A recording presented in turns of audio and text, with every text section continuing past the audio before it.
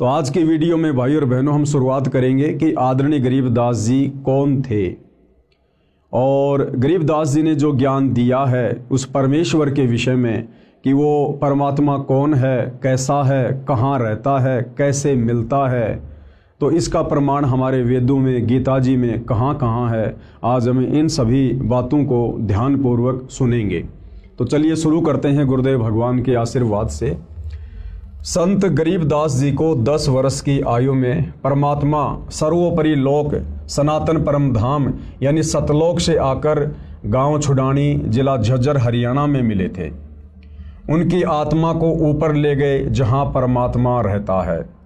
जिस प्रकार कबीर जी 650 साल पहले बेई नदी पर सिख धर्म के प्रवर्तक आदरणीय नानक जी को मिले और नानक जी की आत्मा को शरीर से निकाल कर सतलोक लेकर गए, सचखंड लेकर गए, उन्हें सब कुछ दिखाया, सृष्टि रचना से परिचित करवाया, ब्रह्मा विष्णु महेश के लोक दिखाए, 33 करोड़ देवी देवता दिखाए, पूरी सृष्टि का मैनेजमेंट किस प्रकार से चलता है, उन्हें हर प्रकार की बातों से परिचित करवाकर तीसरे दिन वापस उनके शरीर में बेई नदी के पास छोड़ा।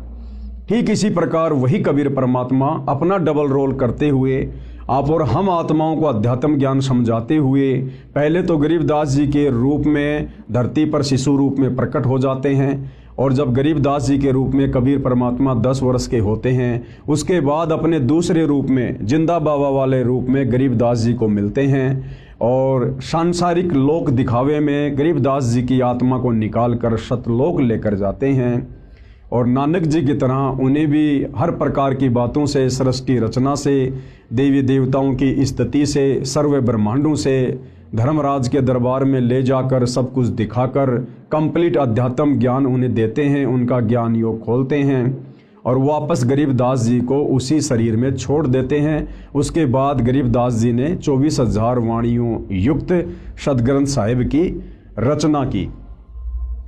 उनकी आत्मा को ऊपर ले गए जहां परमात्मा रहता है। अब वो परमात्मा कहाँ रहता है, कौन है वो परमात्मा, कैसा है वो परमात्मा, इसका जिक्र, इसका वर्णन वेदों में कहाँ कहाँ है।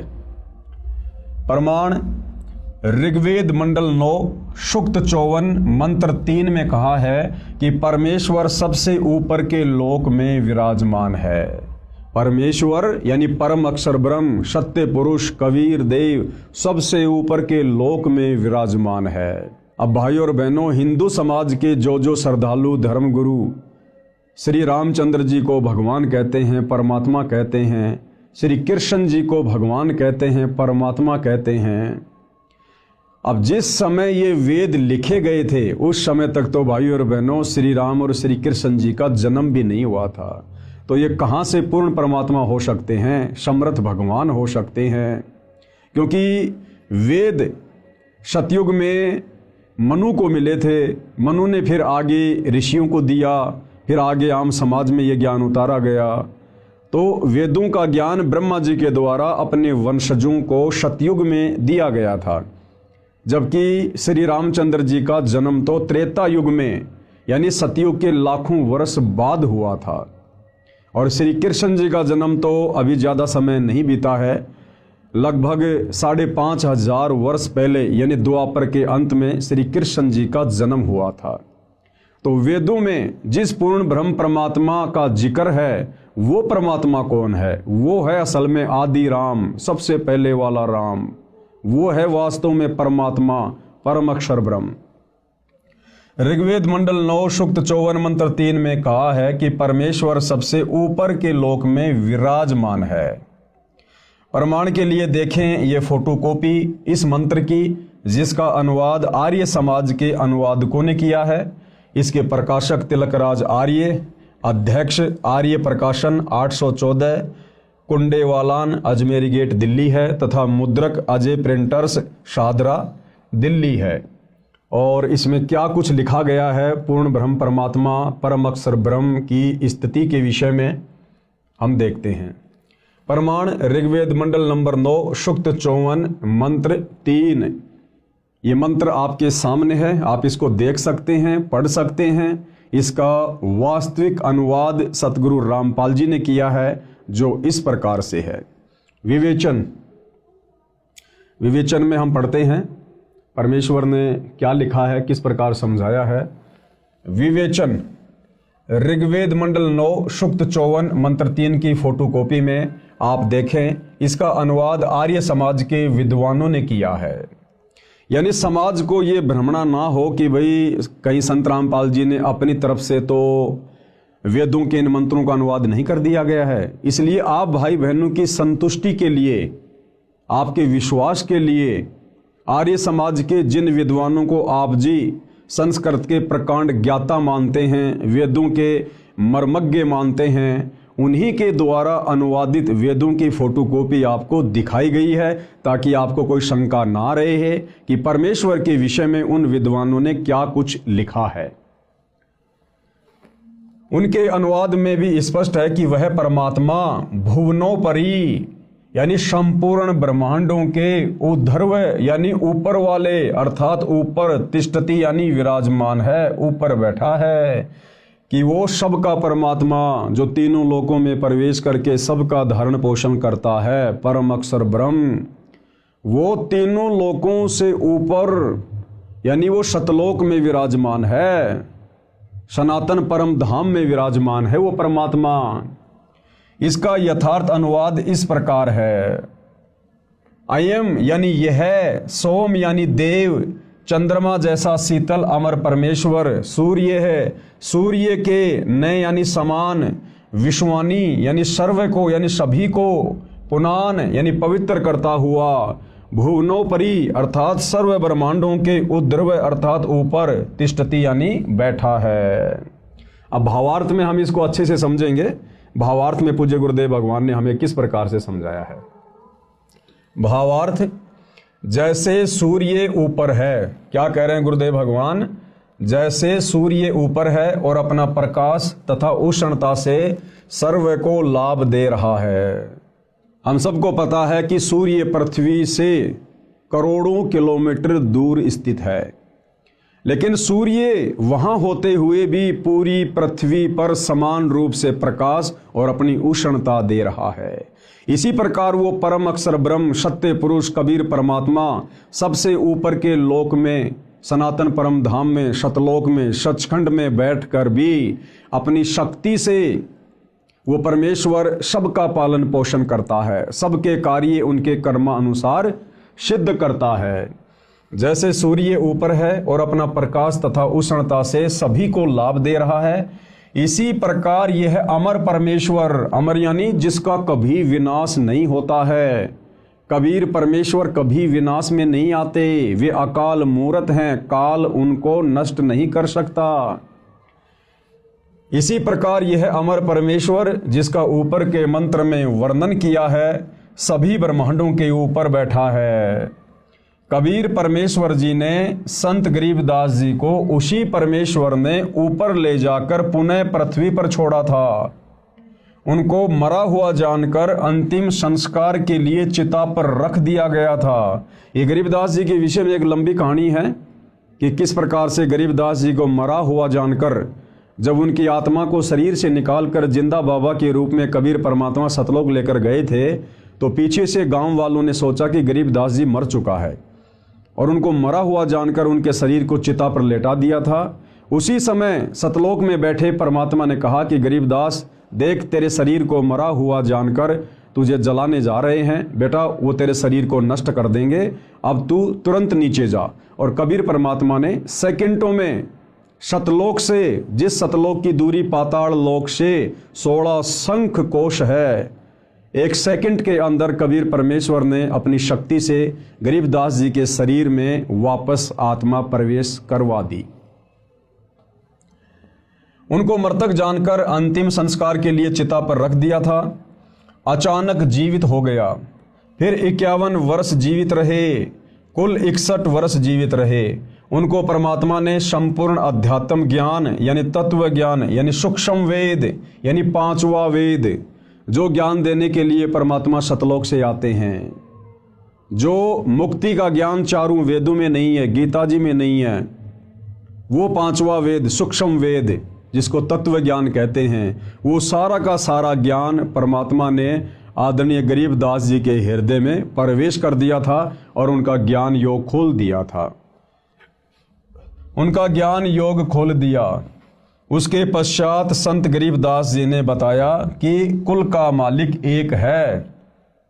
भाइयों और बहनों, जिस प्रकार से परमात्मा ने वेद व्यास जी का ज्ञान योग खोल दिया था और वेद व्यास जी ने पहले के युगों में घटित घटनाओं का चित्रण ज्यों का त्यों 18 पुराणों में, गीता जी में, वेदों में और बहुत सारे ग्रंथ लिखकर उन्होंने किया, इसी प्रकार पूर्ण ब्रह्म परमात्मा अक्षर पुरुष कबीर देव ने आदरणीय गरीबदास जी का भी ज्ञान योग खोल दिया था। और आदरणीय गरीबदास जी आज से पहले का और आगे होने वाली घटनाओं का सब कुछ वो जान सकते थे और देख सकते थे। संत गरीबदास जी ने बताया कि कुल का मालिक एक है, क्योंकि गरीबदास जी भाइयों और बहनों कबीर परमात्मा के साथ जाकर पूरी सृष्टि के ज्ञान से परिचित हो चुके थे। सतलोक जाने के बाद परमात्मा ने उनको नीचे ब्रह्मा जी का लोक दिखाया, विष्णु जी का लोक दिखाया, क्योंकि सतलोक जाने के बाद आत्मा की हृदय वाली आंखें खुल जाती है, दिव्य दृष्टि खुल जाती है। सतलोक में बैठे बैठे ये जीव यहाँ का सब कुछ बिल्कुल स्पष्ट रूप से देख सकते हैं, जिस प्रकार हम दूरबीन से बहुत दूर की वस्तु भी साफ साफ देख सकते हैं। तो सतलोक में बैठे बैठे गरीबदास जी ने नीचे के सारे ब्रह्मांडों को देखा, ब्रह्मा विष्णु महेश के लोक को देखा, दुर्गा के लोक के देखा, काल का 21वां ब्रह्मांड देखा जहाँ पर वो बैठा हुआ रहता है और जीव आत्माओं को तपतशिला पर भून भून के खाता है। ये सारा ज्ञान आदरणीय गरीबदास जी को कबीर परमेश्वर ने दिया। उस आधार से गरीबदास जी कह रहे हैं। उसके पश्चात संत गरीबदास जी ने बताया कि कुल का मालिक एक है, यानी सबसे सर्वोपरि परमात्मा एक ही है, सबसे सर्वशक्तिमान परमात्मा एक ही है, पूरी सृष्टि का धारण पोषण करने वाला, सभी जीवात्माओं को अपनी शक्ति से चलाने वाला, सारे ब्रह्मांडों का संचालन करने वाला वो परमात्मा केवल एक ही है, कबीर परमात्मा, परम अक्षर ब्रह्म, सत्य पुरुष। वह परम अक्षर ब्रह्म यानी सत्य पुरुष है। विश्व के सब प्राणी उसी के बच्चे हैं, यानी ब्रह्मा विष्णु महेश, 33 करोड़ देवी देवता, दुर्गा, काल, महाकाल, जितने भी जीव हैं, प्राणी हैं इस सृष्टि में, हम सब उस कबीर परमेश्वर की वचन शक्ति से उत्पन्न उनके बच्चे हैं, हम उनकी संतान हैं। और असल में परमात्मा कहलाने के लायक केवल वे अकेले ही हैं। विश्व के सब प्राणी उसी के बच्चे हैं। वर्तमान के धर्म गुरुओं ने धर्म की दीवारें भ्रम के कारण खड़ी कर दी हैं। वर्तमान के धर्म गुरुओं ने धर्म की दीवारें नादानी में, तत्व ज्ञान के अभाव में, सच्चे सतगुरु की शरण के अभाव में खड़ी कर दी हैं। क्योंकि हमारे धर्म गुरुओं को, वो चाहे आदि शंकराचार्य जी रहे हों, चाहे वर्तमान के चारों शंकराचार्य हों, चाहे इनसे पहले वाले शंकराचार्य हों, या अन्य जितने भी संत महात्मा मंडलेश्वर हैं, इन्होंने संस्कृत का ज्ञान तो ग्रहण कर लिया, लेकिन एक संस्कृत भाषा को पढ़ने से, लिखने से, उसका ज्ञान हो जाने से वेदों का ज्ञान समझ में आ जाएगा, वो संकेत समझ में आ जाएंगे, ये जरूरी नहीं होता है। तो हमारे आचार्यों को, शंकराचार्यों को, धर्म गुरुओं को, इनको संस्कृत भाषा का तो ज्ञान था, लेकिन संस्कृत भाषा में वेदों के श्लोक हमें भक्ति मार्ग के विषय में क्या समझाना चाहते हैं, ये हमारे धर्मगुरु नहीं समझ पाए। और जितना उन्होंने समझा अपनी बुद्धि अनुसार, उस प्रकार से उल्टा सीधा ज्ञान उन्होंने समाज में पेश कर दिया, जिस कारण से सनातन धर्म के टुकड़े होते चले गए। सनातन धर्म से फिर मुसलमान धर्म निकला, हिंदू धर्म निकला, ईसाई धर्म निकला, जैन धर्म निकला, नया सिख धर्म बन गया, बहुत सारे संप्रदाय और जातियां बनती चली गई, सिर्फ और सिर्फ तत्व ज्ञान के अभाव में, इन सदग्रंथों को ना समझ पाने के कारण हमारे धर्मगुरुओं ने धीरे धीरे समाज को अनेक संप्रदायों में बांट दिया। अन्यथा आदरणीय गरीबदास जी कह रहे हैं, गरीब वही मोहम्मद, वही महादेव, वही आदम, वही ब्रह्मा, गरीबदास दूसरा कोई नहीं, देख आपने घर मां। क्या कह रहे हैं गरीबदास जी? हम सभी आत्माओं को समझाते हुए जो आपस में धर्मों में बढ़ चुके हैं, कोई हिंदू बन गया, कोई मुसलमान बन गया, कोई सिख बन गया, कोई ईसाई बन गया, तो जब गरीबदास जी परमपिता परमात्मा कबीर जी के साथ सतलोक गए थे और उन्होंने जब सब कुछ देखा, उसके बाद गरीबदास जी ने वापस आकर अपनी अमृतवाणी में कहा है कि भाई और बहनों, ना तो मुसलमान अलग है, ना मुसलमान धर्म के प्रवर्तक अलग हैं, ना हिंदू धर्म अलग हैं, ना हिंदू धर्म के देवी देवता अलग हैं। और क्या कहा? गरीब वही मोहम्मद और वही महादेव। गरीबदास जी कह रहे हैं कि मुसलमान धर्म के प्रवर्तक हजरत मोहम्मद ये कौन थे, ये कहाँ से आए थे? कह रहे हैं कि ये शंकर जी के गण थे। हजरत मोहम्मद वाली आत्मा ये महादेव यानी शंकर जी के लोक से आए थे, और वही आदम वही ब्रह्मा।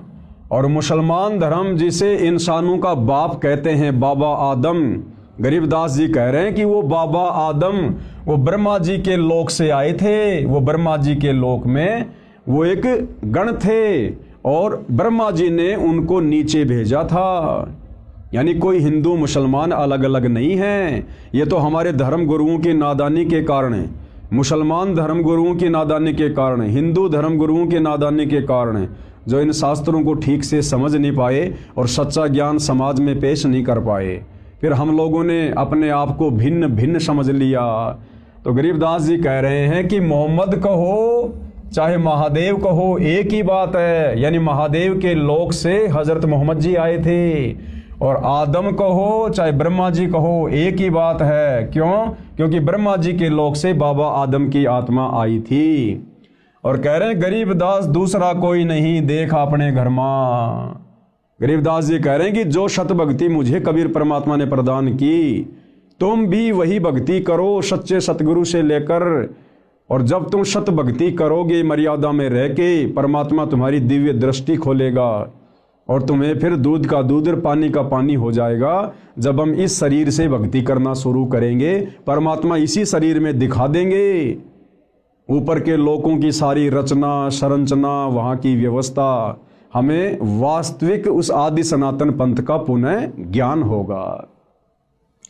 अर्थात संत गरीबदास जी ने कहा है कि हजरत मोहम्मद जी शिवलोक से आई आत्मा थे, इसलिए मुसलमान धर्म का प्रवर्तक भी परमात्मा शिव की खास आत्मा है। भाई और बहनों, यहाँ शिव जी के लिए गरीबदास जी ने परमात्मा शब्द का प्रयोग किया है, क्योंकि ये ब्रह्मा विष्णु महेश ये एक ब्रह्मांड में 3 लोकों के स्वामी हैं। आप इनको 3 लोकों के यानी पृथ्वी पाताल और स्वर्ग, इन लोकों के परमात्मा भी कह सकते हैं, इनको भगवान भी कह सकते हैं, इनको साहिब भी कह सकते हैं। परंतु ये सारी सृष्टि के परमात्मा नहीं है। जिस प्रकार हम एक थानेदार को भी साहिब शब्द से संबोधित करते हैं, हम DIG को भी साहिब कहते हैं, फिर प्रधानमंत्री और राष्ट्रपति को भी हम साहिब शब्द से संबोधित करते हैं। लेकिन उनकी शक्ति में कितना अंतर है? हैं सभी साहिब अपने अपने क्षेत्र के, लेकिन उनकी शक्तियों में दिन और रात का अंतर है। इसी प्रकार ब्रह्मा विष्णु महेश को भी कहीं कहीं पर परमात्मा की संज्ञा दी गई है, भगवान की संज्ञा दी गई है, परंतु ये ब्रह्मा विष्णु महेश जी उस परमात्मा की श्रेणी में नहीं है, उस भगवान की श्रेणी में नहीं है जो वास्तव में सारी सृष्टि का संचालन करता है, जो वास्तव में पूरे ब्रह्मांड की आत्माओं का धारण पोषण करता है। इसलिए मुसलमान धर्म का प्रवर्तक भी परमात्मा शिव की खास आत्मा है। बाबा आदम के विषय में कहा जाता है कि ये ब्रह्मा जी के लोक से नीचे आए थे, इसलिए ब्रह्मा जी व आदम जी का मूल निवास स्थान एक ही है। यदि मेरी बात पर विश्वास नहीं होता है, गरीबदास जी कह रहे हैं, अगर आपको मेरी बातों पर विश्वास नहीं है तो अपने घर यानी शरीर रूपी महल में मेरी बताई साधना करके देखो।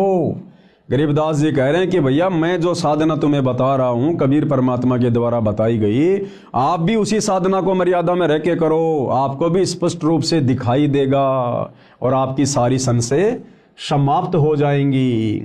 आपकी दिव्य दृष्टि खुल जाएगी, यानी अध्यात्म को समझने की दृष्टि परमात्मा के आशीर्वाद से खुल जाएगी।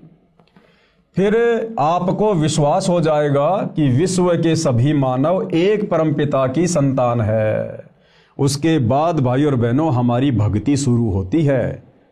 यदि हम धर्मों में बटे रहेंगे, जातियों में बटे रहेंगे, वर्णों में बटे रहेंगे और एक दूसरे को अपना शत्रु दुश्मन मानकर अगर हम इस दृष्टिकोण से चलने की कोशिश करेंगे तो हम भक्ति मार्ग पर कभी भी सफल नहीं हो सकते। हमने सबसे पहले उस एक परमपिता परमेश्वर को जानना पड़ेगा, पहचानना पड़ेगा, उनके विधान को, उनके संविधान को जानना पड़ेगा। उसके बाद हम निर्विरोध रूप से ये भक्ति कर सकते हैं, निसंशय होकर हम ये भक्ति कर सकते हैं। अन्यथा हमेशा हमारे मन में काल प्रेरणा से शंकाओं के बीज पनपते ही रहेंगे। विचार करो, मुसलमान धर्म की शुरुआत यानी स्टार्टिंग हजरत ईसा जी के जन्म से लगभग 450 वर्ष पश्चात हुई है।